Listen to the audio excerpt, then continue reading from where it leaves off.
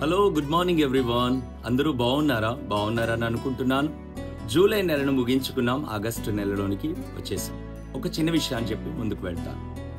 మా టౌన్లో ఒక బిజినెస్ మ్యాన్, హ్యూజ్ పర్సనాలిటీ కలిగినటువంటి వ్యక్తి చాలా హ్యాపీగా జీవిస్తున్నాడు. తనకు అనారోగ్యాలు లేవు, తనకి ఏ ప్రాబ్లం లేదు. కానీ ఒకటే భయం ఏంటంటే, ఈ లోకాన్ని వదిలిపెట్టేస్తే ఈ ఆస్తి అంతా ఏమవుతుంది, నేను అనుభవించకుండా వెళ్ళిపోతానేమో అని చెప్పి ఒక వ్యక్తి దగ్గరికి వెళ్ళాడు. నా జీవితంలో ఏదైనా గండం ఉన్నదా అని అడిగాడు. ఎదుటి వ్యక్తి అంటున్నాడు, నీకు వాహన గండము ఉన్నది అని చెప్పి ఉన్నాడు. దెన్ వెంటనే ఈ వ్యాపారవేత్త ఏం చేశాడంటే, చాలా పెద్ద కారు కొనుక్కున్నాడు. ఎందుకో తెలుసా? ఫ్రంట్ సీట్ లో డ్రైవర్ అండ్ అసిస్టెంట్ కూర్చోవచ్చు, మధ్య సీట్ లో ఈయన కూర్చుంటే లాస్ట్ సీట్ ఖాళీగా ఉంటది అనుకున్నాడు. ఎందుకో తెలుసా? ఏదైనా యాక్సిడెంట్ జరిగితే ఫ్రంట్ వాళ్ళిద్దరూ చనిపోతారు, లాస్ట్ వాళ్ళు చనిపోతారు, మధ్యలో నేను సేఫ్ అవ్వచ్చు అనుకున్నాడు. అలాగే జీవిస్తూ ఉండగా ఒక రోజున చెస్ట్ పెయిన్ వస్తుంది. మా టౌన్ లో ఉన్నటువంటి డాక్టర్స్ సజెస్ట్ చేసింది ఏంటంటే, హైదరాబాద్ తీసుకెళ్ళమని. సరే కదా అని తీసుకువెళ్తుండగా చాలా దూరం వెళ్ళిన తర్వాత ఫ్రంట్ సీట్ లో డ్రైవర్, తన వైఫ్ మాత్రమే కూర్చున్నారు. ఫ్రంట్ సీట్ లో ఉన్నటువంటి అడ్వాంటేజ్ ఏంటంటే సీట్ బెల్ట్ పెట్టుకోవడం.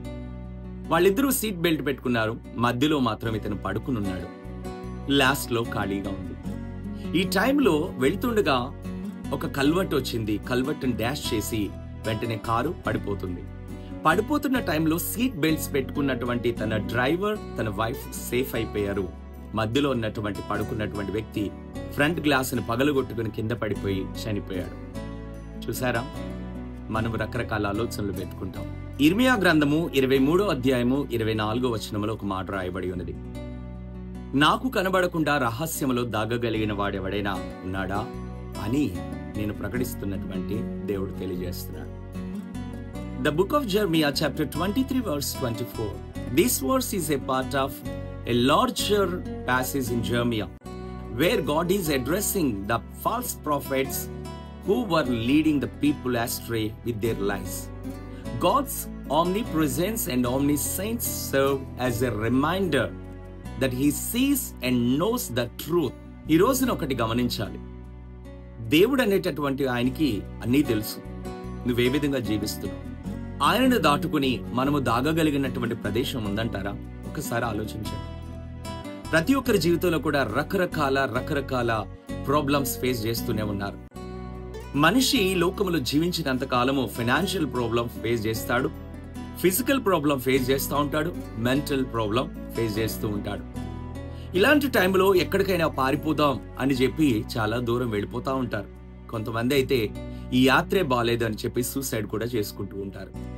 నిజమే, మనందరికీ ఈ శ్రమలు కష్టంగానే ఉన్నాయి.